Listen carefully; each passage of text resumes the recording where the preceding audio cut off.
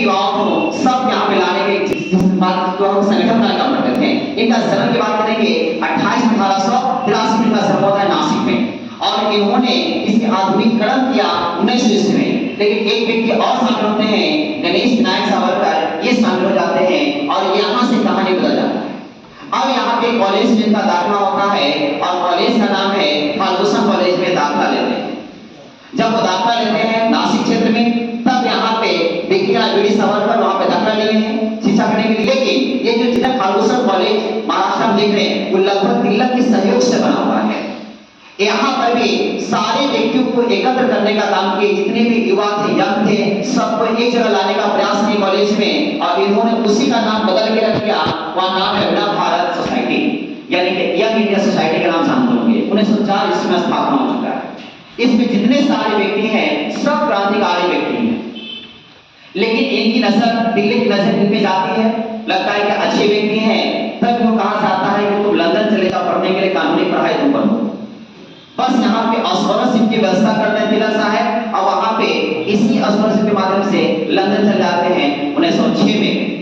और यहाँ पे स्थिति जो है ना, भारत जो है इनको सौंप जाते हैं, गणेश विनायक सावरकर को सौंप के चले जाते हैं कि इस समिति को आप चलाइए, हम जाते हैं लंदन। और लंदन पहुंचे हैं तो लंदन की कहानी अलग ही है। देश के बाहर भी क्रांतिकारी संगठन बन चुका है, उसी में से नाम है इंडियन कांग्रेस सोसाइटी। 1905 संस्थापक है श्यामजी कृष्ण वर्मन, संस्थापक है। ये क्रांतिकारी संगठन है, इसमें खास कर भारतीय रह रहे हैं। जो भी भारतीय भारत से आते थे उनको रहने के लिए इन्होंने अलग व्यवस्था किया था, जिसका नाम था इंडिया हाउस। जितने सारे रहते थे सब इसी में आके भारतीय सब रहते थे इसमें। उसी में एंट्री करवाते हैं, नाम है वीडी सावरकर, आके इसी में रहना शुरू किया। जब यहाँ आते हैं तो मुलाकात होता है लाला हरदयाल से, श्यामजी कृष्ण वर्मन से, अजीत सिंह से, मदनलाल धिंगरा से, और सारे व्यक्ति होते हैं, लेकिन मेन व्यक्ति से मुलाकात एक होता है। यहाँ पे डिस्कस होता है 1857 की क्रांति। जब डिस्कस होता है तब यहाँ पे उन्होंने पुस्तक लिखा इंडिया वॉर इंडिपेंडेंस, जो हमने बोला था 1857 की समर के नाम से जानते हैं। 1857 स्वतंत्रता समर के नाम से हम जानते हैं। और ये पुस्तक प्रकाशन होने से पहले बैन हो चुका था। पूरा देश माना करता कि पुस्तक प्रकाशन हम करेंगे नहीं, लेकिन फाइनल रूप से ये पुस्तक का जो होता है प्रकाशन हॉलैंड से होता है। अब यहाँ पे जितने सारे व्यक्ति जो इंडियन हाउस में बैठे हुए हैं वो सब क्रांतिकारी व्यक्ति। ये छात्रों का संगठन है, सब अपने आपस में सब बातचीत करते थे कि किस तरह से क्रांति और बढ़ाया जाए, किस तरह से बदलाव किया जाए। उसी में से बोलेंगे भारत का सचिव का पद 1858 में बना था। ये भारत सचिव लंदन में रहते थे और यहाँ पे उसके अंगरक्षक का नाम था कर्जन बाई।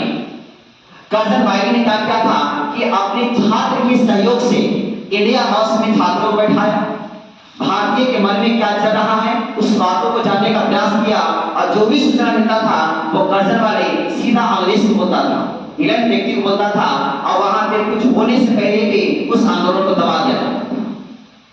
अब ये सारे सूचना मिलने के बाद पता चला कि आगे कौन हमारा गुप्तचर है जो सूचना पहले दे देता है, कुछ करने से पहले रोक हो जाता है। तो पता चला कि कर्जन बाई नहीं है।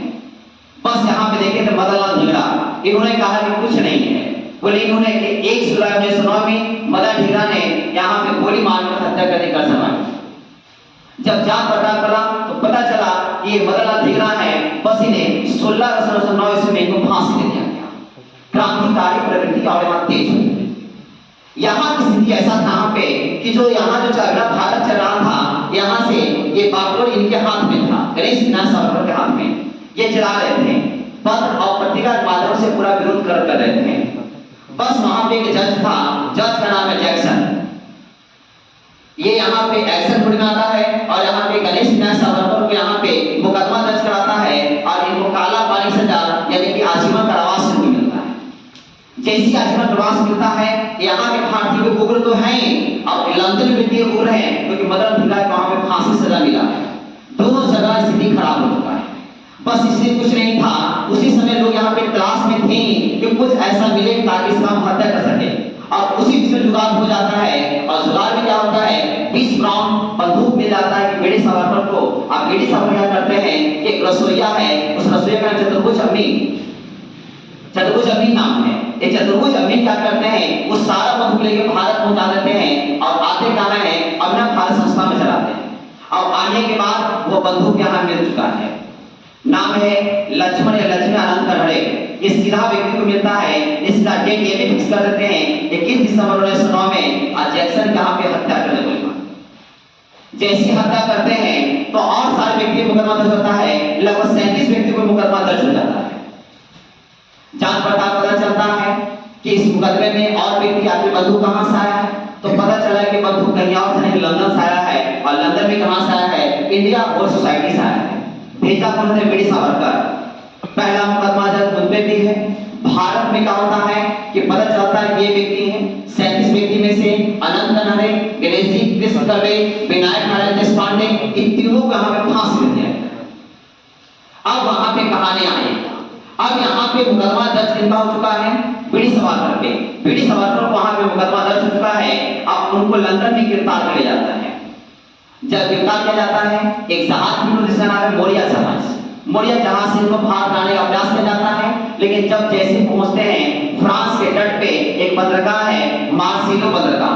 वो मार्सेलो बंदरगाह पे जैसे जब पहुंचते हैं ये छलांग मार देते हैं और माने बस तक पहुंच जाता है फ्रांस में। ये मामला अंतरराष्ट्रीय मामला हो चुका है। लंदन में बोलता है कि मेरा व्यक्ति है, ये गुनाह किया है, हमें दे। बोलता है कि नहीं, अब मामला अंतरराष्ट्रीय मामला है। मामला दहेज में चला जाता है, अंतरराष्ट्रीय चला जाता है। वहां से निर्णय आता है कि सच में ये व्यक्ति भारतीय है, क्राइम किया है। फिर फाइनल रूप से लंदन को, इंग्लैंड को सौंप दिया जाता है बीडी सावरकर को। बीडी सावरकर को यहाँ लाया जाता है। लाने के बाद यहाँ पे इन पे आजीवन कारावास की सजा इनको होती है। लेकिन हमेशा ये जेल से यहाँ पे माफीनामा हमेशा भेजते हैं कि हम माफी मांगते हैं कि हमसे गलती हुई है, अगला बार ऐसा गलती नहीं होगा। इनका सोच था कि अगर हम माफी मांग लेते हैं तभी इससे बाहर निकलेंगे, तभी देश के लिए कुछ हम कर सकेंगे। बस यहाँ पे माफीनामा हमेशा आते रहता है। दो व्यक्ति बाल गंगाधर तिलक, सरदार वल्लभ भाई पटेल, दो व्यक्ति आप कहां से देखिएगा तो दो व्यक्ति हमेशा नजर में लाते हैं। फाइनल 1920 ईस्वी में जो माफीनामा आता है वो स्वीकार लिया जाता है। दो व्यक्ति के सहयोग से, तिलक और पटेल के सहयोग से यहाँ पे लिया जाता है। फाइनल रूप से इनको 1921 ईस्वी में रिहा कर दिया गया है। रिहा फाइनल में नहीं है, लेकिन इनको यहाँ पर नजरबंद करेंगे 3 साल के लिए। हम आपके एक वीडियो को देखेंगे कि आप सुधरे हैं कि नहीं सुधरे हैं। यहाँ पे 3 साल तक नजरबंद रखा जाता है रत्नागिरी में। रत्नागिरी में क्या होते हैं? नजरबंद होते हैं। अब यहीं पर एक पत्रिका पुस्तक लिखते, नाम है हिंदुत्व।